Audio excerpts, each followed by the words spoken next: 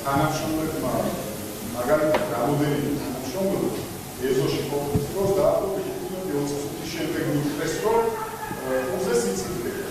შესაბამისად ესე იგი მქონდა, მე ვხედავ მე დაახლოებით 9 საათის შემდეგ ნახე, რომ რეალურად აი ეს ნამოში მქონდა.